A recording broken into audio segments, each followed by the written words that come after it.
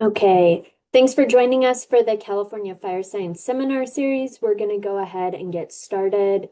My name is Autumn Schaefer, and I'll be your host for today. I'm a Master of Forestry student in the Stevens Lab at UC Berkeley and the statewide coordinator for the California Fire Science Consortium. I'm also a member of the student committee who assisted with organizing the California Fire Science Seminar Series.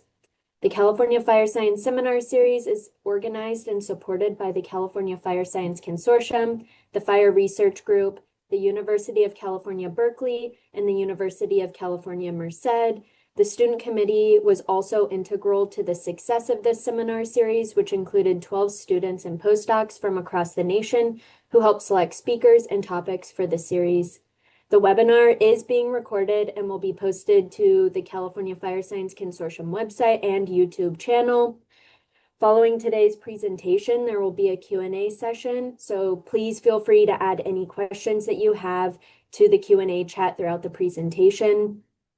Today's seminar, Community-Led Prescribed Fire and Fuels Reduction in Butte County, California, will be presented by Dallas Kohler. Dallas is a Minnesota native who spent 10 years as a wildland firefighter on Type 1 interagency hotshot crews in California before joining the Butte County Resource Conservation District in November of 2021. Dallas now manages the Butte Prescribed Burn Association, as well as the Butte County RCD's fuel reduction work with the Bureau of Land Management and CAL FIRE. He hopes to promote and encourage the use of good fire throughout Butte County. He's also a California State Certified Prescribed Fire Burn Boss and holds a master's degree in forestry from Colorado State University. Now, please join me in welcoming Dallas. Hi, everyone. Autumn, thank you for that introduction. Am I good to pull up the slides? All right, here we go. All right. Well, welcome everyone.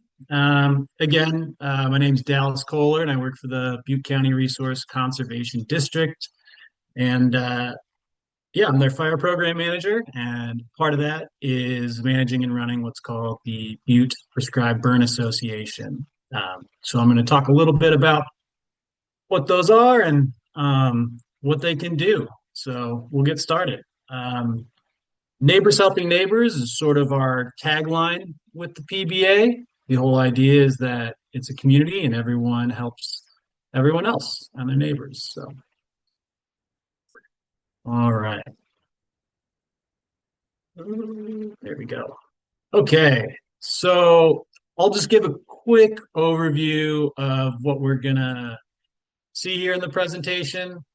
I like to structure presentations kind of how I actually talk out there when I'm doing prescribed fire. So what are we doing here? I say that a lot, and it can be good or bad depending on the context, right? Kind of like fire itself. So what is this? We're going to talk about what PBAs are, um, why they're there, and then what have we done? We're going to talk about what we've actually accomplished, not just in Butte County, but across the state of California with PBAs and prescribed fire. And we'll dive into that a little bit. And then we'll talk about how acres aren't everything. There's a lot of metrics that we use to measure success. And acres is usually a common one in this realm and this discussion, but we're going to talk about how we measure success a little differently sometimes rather than just acres. What's the plan here? We're going to talk about kind of the future of PBAs, where we want to see them go, and how we're going to make that happen. And then that's not going to work. We're going to talk about things that need to change in order for PBAs and prescribed fire to be a bit more effective and get a better foothold in the mainstream and where they can really make more of a difference. And then go on and get a little motivational message for going out in the future. I think there's a lot of talks around why fire is good for the land and what it does ecologically. I come from a fire suppression background, so I'm going to kind of avoid that topic. I think that comes up a lot of other presentations. I think a lot of you probably have a deep understanding of that already. So we're going to focus on PBAs, community, how we can get prescribed fire on the ground more often, more frequently, and have it be more effective for more people safely. All right. So what is this? What is a prescribed burn association? At its core, it's really just a group like any other group you may have.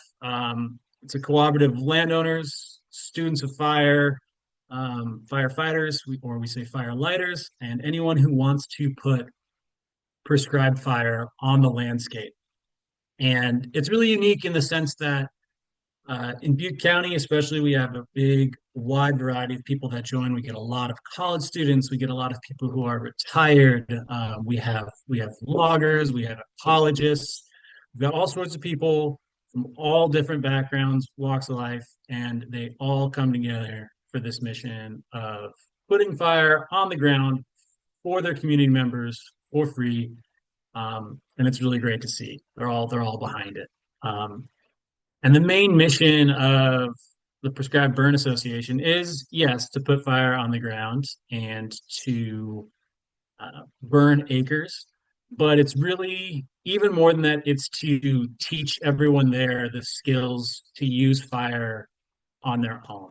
So our trainings are designed to teach anyone who comes the basics of fire, and that's everything from reading fire weather, taking weather, learning about humidity and winds and slope and terrain and how all those things influence fire, learning how to plan their own burns, how to create fire line, how to make maps, understanding how we can manage smoke, the permitting system they have to go through, what are all the things you got to monitor to know that your burn was successful, and all those sorts of things. So it really is structured around teaching the community and imparting that knowledge so that the community itself can continue to burn, even if there was no PBA.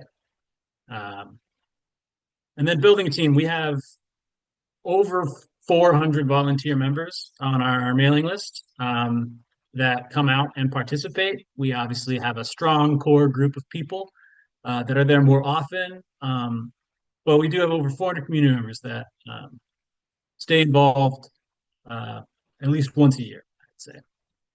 And the vision of the Butte PBA is, we really want to see that culture of prescribed fire come back, where fire is being used as a land management tool. It has a lot of benefits in that sense, not just for the landowner who's having the burn, but for their neighbors. And if you can link those burns together, you see an even more impressive sphere of impact in terms of ecological health and fire safety. But that's what we want. We want that culture of using prescribed fire to come back. We want it to be commonplace. We want it to be familiar and people to feel comfortable and safe around it and around using it. So we want to see that neighbors helping neighbors, putting good fire on the ground, teaching each other skills and knowledge, and just have that sort of continuous learning opportunity. And honestly, using prescribed fire, it's a lot easier when you have help, right? Anything's more intimidating and harder when it's just you on your own. But with a community behind you or an organization that can help you, it's going to be a lot easier. So, kind of going on to that Butte Prescribed Burn Association. So, a bunch of volunteers get together. We come to a landowner. That landowner wants to do prescribed fire. And we have to have that talk. Like, what are the advantages of using a PBA versus maybe paying a contractor or getting involved with a CAL FIRE VMP? And so, one of the big advantages is it happens on mostly your time. When you're available, when your family's available, when your neighbors are available, and when you want to see it happen, you have a bit more control over the seasonality and the timing. You probably already have most of the equipment you need to do it. Prescribed fire and fire in general can get really equipment heavy and complex, but the reality is as long as you have some, hardy people and some pitchforks and a way to make fire and a garden hose or a bladder bag, you can get a lot done with very little. And so most people usually own those things or know someone who does. And again, it can be a very communal event. It builds skills, it builds independence, problem solving, and I think gives people a better sense of self-sufficiency. And then disadvantages, liability is a big one. And we'll talk a little bit more about this later. This is always a big thing that comes up when we talk about PBAs and prescribed fire, which is who's on the hook if something goes wrong. And generally, that would be the landowner. There's some nuance to that, but that's definitely a big fear disadvantage that a lot of people are concerned about. And then also, it takes a fair bit of confidence and training to use fire, right? So if you don't have that or you're not confident, then it can be really intimidating to get into. So, but that's what the VPBA is all about, is helping break down that barrier. And then the permitting, well, no one likes permits for anything, I imagine, but certainly handling all the permits to legally implement a prescribed fire can be a bit of a hurdle, and that really does vary by county or town or city that you're in. Um, but again, PBAs are there to usually assist you with that and help you figure that out. And then usually not for complex burns. There's some nuance to this, but generally a PBA, their burns are going to be a bit more straightforward than prescribed burns that you see being implemented by CAL FIRE or the Forest Service, for example, certainly smaller in scale. Um, and so this can be considered a disadvantage in that sense. It's also an advantage in some ways. And we're going to talk about that a little more later too. But I think there's huge benefit for landowners and for people who are learning about prescribed fire to not do complex burns. In fact, very small, very simple burns can be incredibly beneficial for learning and also for achieving.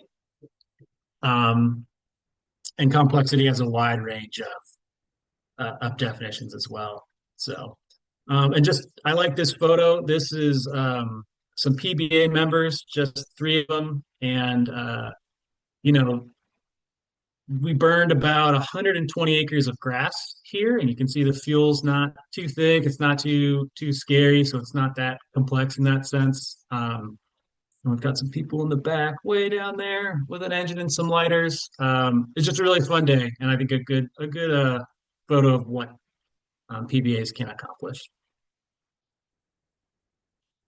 All right, so what have we done? Right, what are the I often say this when we're in the middle of lighting something and either something torches or there's a lot of smoke, and I like to say, "What have we done?" But it's actually a good thing. I'm glad fire is on the ground. So, just some numbers for everyone to sort of get an idea of how effective PBAs can be. Um, let's see. So in 2025, the Butte PBA, we had 371 volunteers come out and commit 1,787 hours to prescribed fire, which is great. Ton of people, ton of time, actually down a little from 2024. Um, but hey, it's still going really well. Every year we put on what's called the TREX event, Prescribed Fire Training Exchange. And we this year is over 4 days, and we trained 212 people. Um, and those aren't unique people, but the number of people that filtered through throughout the whole training. Some people came to different days more than once, that sort of thing. But and 17 different organizations partnered together. And since 2021, which is when the Butte PBA really took off and was founded, we've done 478 acres of broadcast burning for private landowners. And just since January 2025, we've burned 179 acres for landowners. So just kind of an idea of the scale and the amount of burning we're doing, which is great. And again, a lot of people look at this and say, well, it's not that many acres. And we're going to talk about that because that may be true in some senses. You've probably seen burns that are a lot larger than all of that acreage. But there's a lot of hidden successes there behind that number. And most importantly, we've had 0 bonus acres and 0 accidents. So we've never had an escape, and we've never had a medical at the Butte PBA. Just trying to, offer up the idea that this type of stuff can be done safely, both for the people and by the people. So it's a good figure there. Okay, so we talked about in Butte, the Butte PBA. in Butte County overall, in 2024, these are the numbers from 2024, there were 87 burns overall and 398 acres broadcast burned. 208 of those broadcast acres were by the Butte PBA. And across the state of California, there were 622 burns and a little over 4,200 acres that were burned. And I believe about 2,250 of those were broadcast burn acres, and the rest were pile burns. But again, just another good metric for seeing how many acres PBAs and organizations like that are burning across the state of California. So again, a lot of people might look at this and say, well, it's not enough acreage, it's not that many acres. And that's true in a sense, but also not. We'll talk about that. All right, here we go. So acres on everything. Again, a major function of Butte PBAs, of the Butte PBA and PBAs in general, is teaching people and educating people and getting them familiar with fire. What are the basics? And so we do a lot of training events. We do a lot of very small burns, getting people comfortable, and we take great care to get people involved who've never done it before and put them in leadership roles and get them on a drip torch, get them with a tool in their hands, digging fire line, helping plan the burn. We take a lot of care with that, all with the idea of imparting that knowledge into the community and keeping it there. And so we talk a lot about acres and pace and scale.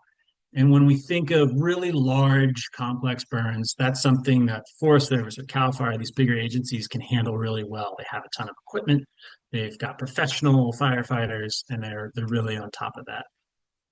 But for small organizations and landowners, we may not have that. And there's too much land in California that needs fire on it for the agencies to handle all on their own, right? So we, landowners, communities need to understand that all that private property within where we're living, CAL FIRE is not coming to burn that land. The Forest Service is coming to burn that land. They're not going to take care of it. We have to. And that, especially for people living in rural areas, you can be pretty far from a fire station or a response time. And so maybe it's good to have those skills to handle a wildfire situation if it arises near you or on your neighbors. And so I'm just going to read a brief testimonial from a PBA member that kind of talks about how volunteering with the PBA and doing prescribed burns with them really helped them out. So this is from one of our PBA members. And she writes, I had a fire at my property 2 days ago. It was early morning and I saw smoke out the window. From the porch, I saw fire on my fence and in the brush 200 yards below my house. Though my adrenaline zoomed up, I did what was necessary. I called 911 and then two neighbors, and then I got to work putting it out. I lived 20 minutes from the fire station. Because I'd volunteered on several prescribed burns, including doing a couple on my land, I knew the basics and had the confidence to do what needed to be done without panicking. I gave a garden hose to one neighbor, and another brought buckets of water. I used a McLeod to tackle it. I noticed this was a slow-moving fire, and there was little wind, which was very reassuring. By the time the fire truck arrived, there were few flames, but still plenty of smoke. I let the pros take over. This little bit of experience and training from the prescribed burns was helpful, so I'd like to do more. Please sign me up for the next Trex event training or put me on the PBA list. So that's a small testimonial and success story of something that can't be quantified in acres and really gets to the idea of what is behind PBAs, and especially the Butte PBA. This is a woman who had no fire experience before she came to any of the PBA burns.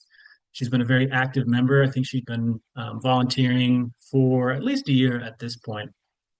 But she was able to recognize the situation. She had volunteered. She knew the basics. She had confidence. She used her situational awareness. She observed the fire, the weather, and she used the experience and training she had. She knew it wasn't a substitute for the professionals, but having those skills goes a long way. And she had neighbors who could respond and help her as well. So that just really gets to the core of what PBAs are about, and how they can be successful. Even if our acreage numbers aren't that high, it's hard for us to quantify experiences like this, or the number of people who have done burning on their own, which we have seen a lot of in Butte County. We've seen a bigger uptick in the number of people burning on their own, um, either piles or doing small broadcast burns. And so that's really great to see. And that's a metric that isn't easily captured when we're applying for grants or funding, or we're trying to explain why we're essential and important. So I thought that'd be good to touch on. All right. So what's our plan here? What are we doing? So we have a PBA and we're trying to impart that knowledge on people, and we're trying to grow and we want to be more involved. So how are we going to do that? Why are we doing it? Right. So the first thing, you've got a PBA, you've got some folks who are into it. We need to grow. This is statewide. We need more people burning, and we do need larger burns. But more than larger burns or more complicated burns, we just need more people doing it and more people learning about it or getting comfortable with it at the very least. Again, agencies, they only have so much jurisdiction. Private landowners, that's a lot of land out there in California, especially in rural areas, that need prescribed fire, both ecologically and for wildfire safety. And it's not going to happen unless we do it. And there's just really no way around that. And so, in order to get more people out there doing it and doing it safely, we're going to need more education, right? So, we need classes, we need live fire training events. Um, you know, Coming to presentations is great. Going to the classroom and learning on paper is great. And then we need to take that and transfer it into the field. So we kind of need that like seminar and then lab work event. Um, so education training events go hand in hand. We need to have both. Um, Live fire is excellent, um, and you don't have to start big. You can start very, very, very small. So just continuing to put that out there, get people familiar with it, no matter how small it is. So, and then we're going to keep pushing for more fire-friendly legislation. There's been a big change, obviously, in views around just fire in general and prescribed fire, I'd say, in the past several years. And one really big one that's just coming out now is something called the Good Fire Act, or AB 1699, which was put forward by State Assembly member Chris Rogers. And the goal of that is to basically change some of the laws around prescribed fire and make it even more user friendly and easier to enact. Um, Essentially, we're looking at changing, or they're looking at changing, some of the rules around how CAL FIRE can assist. That's a big agency with a lot of know-how and reach and equipment, and they weren't really able to help us out on any of our burns. They could monitor with an engine for safety, but they couldn't get involved. And so this law is looking to, change that, to let them assist actually with the torch in hand, actually help with lighting the burns on partner-led prescribed fire projects. This wasn't possible before. And in Butte County, we just did our first actual burn with CAL FIRE, where they were helping us light just about 2 weeks ago. And it's a burn we couldn't have done without them. And we were able to burn just about a little over 12 acres of very large machine piles that a landowner had made. And it was too complex for just PBA volunteers, just in terms of the amount of burning, the amount of piles, proximity to homes. But thanks to this and some of the other changes, we could actually partner with CAL FIRE and make it happen. And it was a huge win. They're also looking at changing the requirements around CAL FIRE permits. So in different areas, they have different permit requirements. but they're looking at if you're a state certified burn boss or a cultural fire practitioner, CAL FIRE permit site inspections may not necessarily be mandatory anymore. And it's also going to look at expanding the Prescribed Fire Claims Fund, which is a large pool of money that's there to help protect landowners and prescribed fire practitioners in the event of an escape. That's what we talked about a little more as well. So, well, that's not going to work. So when we talk about things that need to change, that's what this slide's referring to. And so we talked a little bit about retooling permit systems. So it depends on where you are in the state or what county you're in. Permit requirements are different. In Butte County, it used to be that you needed a CAL FIRE permit to burn all year round, no matter what. And I understand the reasoning behind that, right? They're trying to make sure people are going about it safely, paying attention, checking all the boxes. This makes sense. But it also is just becoming a hindrance. It was making it difficult for everyone or for many people who wanted to burn, to get everything in place in time to actually capture the right burn window or seasonality of their burn. And so we've actually seen a shift in that. So in Butte County, the permit it looks like this now. You've got the summer. We'll start there. Where there's a burn suspension. And so this usually happens sometime in June, early June. The date kind of varies, and they say, okay, we're not doing any prescribed burning. There's no burning for landowners in this period. It's too hot, it's too dry, a lot of wildfires, that sort of thing. And then at some point they'll lift it. They'll lift the burn suspension. In 2023, this was October 13th. It's generally around there. And then they'll say, okay, we need a site inspection. You need to get a permit before you burn. And we got to come look at it, and then you can tip the torch, because we're still in that shoulder season. We're still a little dry. And then after enough rain, they'll declare the end of fire season. And at that point, we no longer need burn permits from CAL FIRE. It's just solely on the landowner or the organization to make it happen, which opens up a lot of doors for us to get more burning done with more people. We can move so much faster without that requirement in the prime burning times. And so, huge advantage. And then around May 1st or so, they'll say, you know what, you're going to need a permit again. It's starting to get hot, dry, getting a little tougher to do safely. And then that takes us into the actual burn suspension again. And then we're like liability protections for landowners. Liability is a big concern. I mean, a lot of people are nervous about putting fire on the ground and being responsible for it, because what if something happens? We've seen the establishment of what's called the Prescribed Fire Claims Fund, which can protect landowners and burn bosses.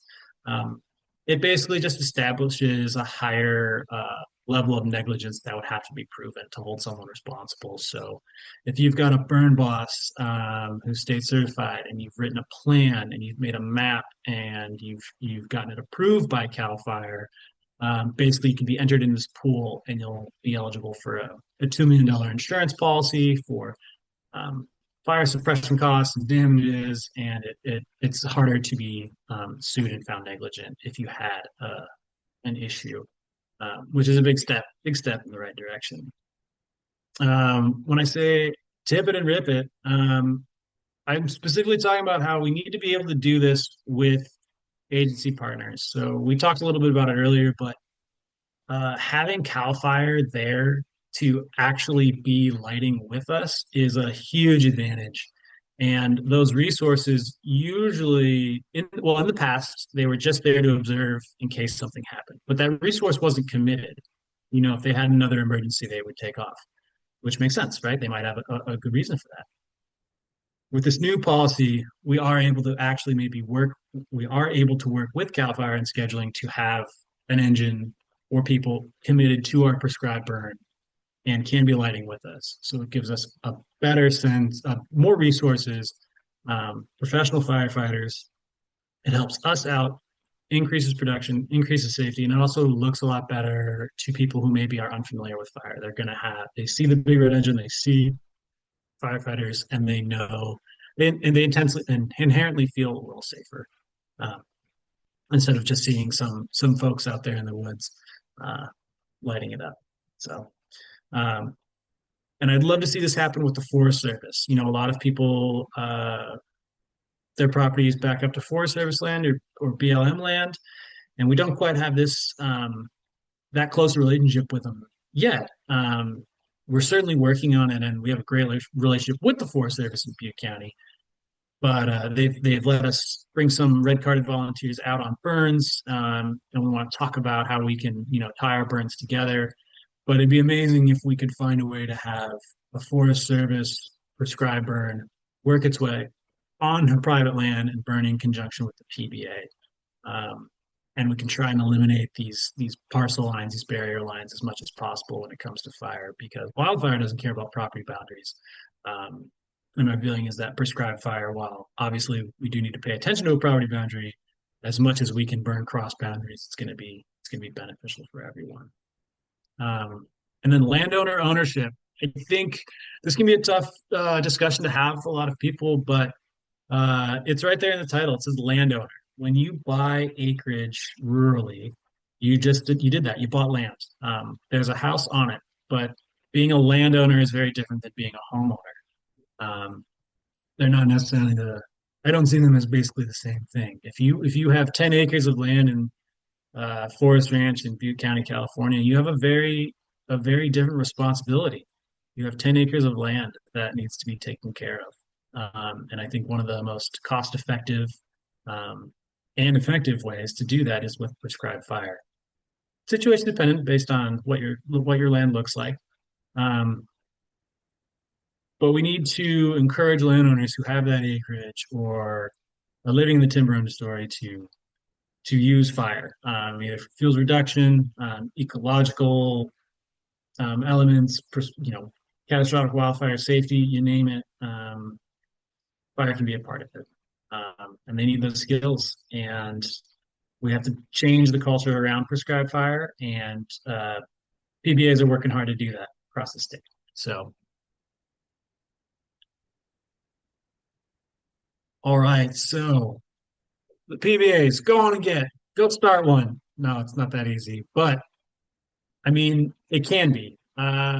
It starts small, just meetings and socials, getting like-minded people together to discuss how it can happen, what you would need to do it. And again, it doesn't need much. There's lots of resources out there now for prescribed fire, for PBAs, and really, you just got to do it. But start small.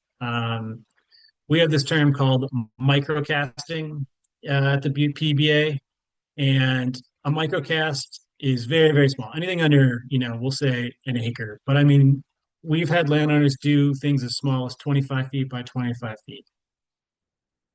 Light it, watch the fire, see how it does, take your time, put it out, and do little chunks by little chunks. Bring your neighbors. There's one PBA member with his son and his neighbor. They've burned almost 10 acres on his property, and it's all through these types of things, just over a period of a few years. So microcasting, yeah, it's not the pace and scale a lot of people dream of, but it is effective. You just have to be consistent. I think of it as like going to the gym. It's really hard to get in shape. Once you're in shape, it's a lot easier, right? So with microcasting, it can be hard at first, but if you keep doing it, you stick with it, you can get a lot done. The next step may be buying equipment. You have to have money to do that. You have to have funding, right? The age-old problem. And same thing with finding and funding a full-time PBA coordinator. Not all PBAs have to be fully funded and incorporated, like some of them are, but someone does need to be the point of contact and in charge of it. That's probably the most critical piece of starting a PBA and having it be effective, is having someone who can dedicate all their time or a good amount of their working time to it. The Butte PBA was started in 2019 and was around, through 2021. And then in 2022 or early 2023, we got a full-time PBA coordinator, David Mitchell, who's incredible. He's done, I don't know how many burns, tens, if not over 50 burns, and he's making a huge difference in Butte County because he's getting all these burns together getting people together, changing the ideas around prescribed burning, and getting fire on the ground at a pace that we weren't before we had him and a full-time coordinator. Um, and so that's really all I have. The Butte PBA. There's just some photos of us. We burn. Reach out to us. We'd love to have you join. I hope the presentation didn't put you to sleep. And I guess we're going into the question and answers section, which is by far my favorite part of these sorts of things. So hopefully there's a lot of them, and I'll do my best to answer them. Yeah, thank you so much, Dallas. We'll open it up for questions. So if you have any questions, feel free to drop them in the Q&A chat. Due to the time constraints and high attendance, we're just going to be going through the Q&A chat. But we did have some questions from our student committee that we've been asking everybody that I'll start out with first. You kind of already touched on this, but how can people from different backgrounds, scientists, policymakers, indigenous practitioners, community members, etc., work together to shape the future of fire ecology and fire science? Yeah, I mean, how can they work together? I guess, from my vantage point, being PBAs and prescribed fire training events are great for that. I think it's as simple as getting everyone on the same burn unit or in the same room or something, and actually just getting fire on the ground together. I think that's number one. I think when you actually meet people, not over email, not over Zoom, and actually work with them side by side, you build a very different relationship, and it becomes a lot easier to have the bigger conversations about policy change or what they need, maybe grant funding discussions on how they can work to improve their programs. And I think that can happen anyway, but it's once you meet someone and you do some burning with them, you spend a lot of time trying to start a pump that doesn't work together. I think it opens that up. Awesome. Yeah. And then the other question from the student committee is, what is one fire-related misconception you find the public remains to be struggling with, and how can we Mhm. work to address it collectively? Yeah, that's a great question. I don't know if it's so much a misconception, but I think that a lot of people are concerned about just fire and it being safely done, like from the PBA perspective, again, by volunteers, which I understand. There's been a ton of catastrophic fire in California, and a lot of people have had really severe trauma and impacts from that. So I understand why they'd be concerned about it. Um, and so I just think that there needs to be a big push by PBAs or fire professionals, firelighters, showing how it can be done, how prescribed fire can be used safely, and that not all fire is this big, scary, um, giant fire bearing down on your town or into your town. That's not, that can't happen, but most fire isn't that way. And if we can show people how to use that fire well and safely, there's a huge benefit for everyone involved in that. That takes time. It takes people getting out there and doing it. It takes exposure. Um, it's not an easy thing, but I think that's the main thing. Great, thank you. Okay, we'll hop into the audience questions. So I have one. Could you recap the key steps to take prior to being ready for good fire on a property, and what best steps to take post fire? And then they also added, looking forward to participating with Butte PBA. Great. So yeah, the key steps to putting prescribed fire on the ground at a landowner, is that sort of it. Yeah. I guess the main step is reaching out to your local PBA or RCD or whoever you're going to be working with. Looking at the land, deciding if fire is the right thing for you. If it is, working with them to get a burn plan, decide what your objectives are. Is this strictly just for wildfire safety? Totally fine. Do you want to do it because you want to promote native species or reduce invasive species. Just know why you're burning. Decide on that, and know that's the goal. And then the next steps is just getting people there and getting the permits, and making sure they have snacks. That's very crucial. So, um, but those are the main steps. I would say plan it out, decide on your goals, and then get people there. Burn it. Make sure you have people who are committed to staying all the way till the end of the burn. And then post fire, make sure you're there for 1 to 3 day, post burn until there's no smoke showing. Hopefully, you can have some friends join you. And then take photos and watch it over the next few months to a year. And did it achieve what you wanted? If it didn't, try to understand why. That's why we take weather every hour, take photos of the fire while it's happening.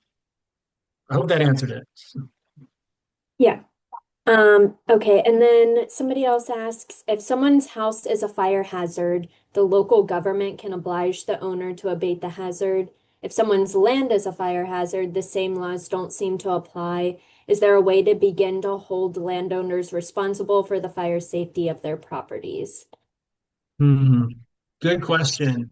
A little outside my realm. I don't really deal with that, but I do. Well, I guess I don't know. I should speak more careful. My understanding is that at least in Butte County, that they are starting to change some of those laws. There are some required like defensible space specifications for homes in regards to their vegetation and along the property line.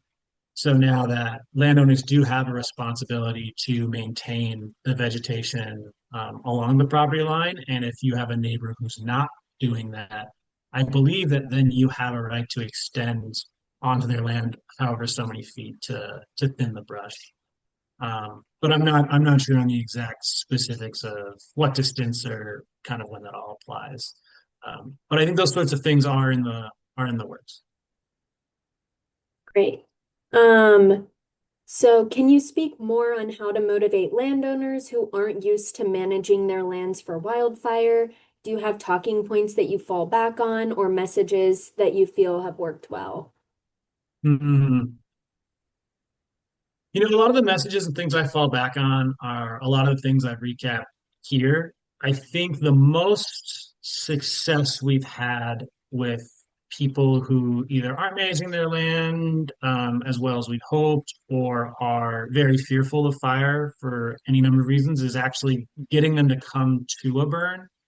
Um, so if we're doing a burn that's in their area, but maybe, well, it might be right up against their land. That's usually it's their neighbor. Um, I invite them to come over. We want them out there to see it and observe.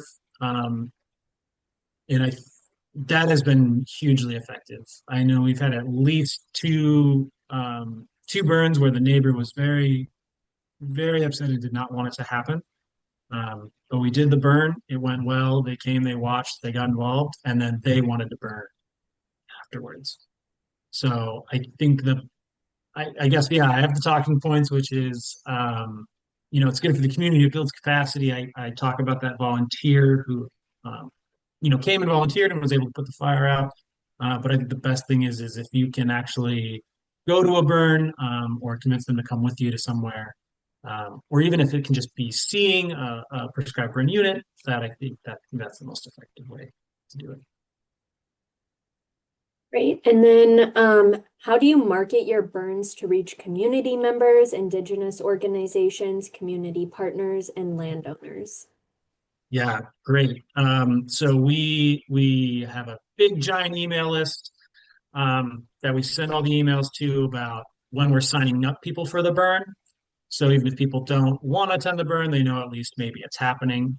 Um, and once we get closer to the burn, we make sure to make social media posts. We'll still send out an email to everyone saying, "Hey, the burn's happening this day." We let all the local Cal Fire stations know that we're doing it.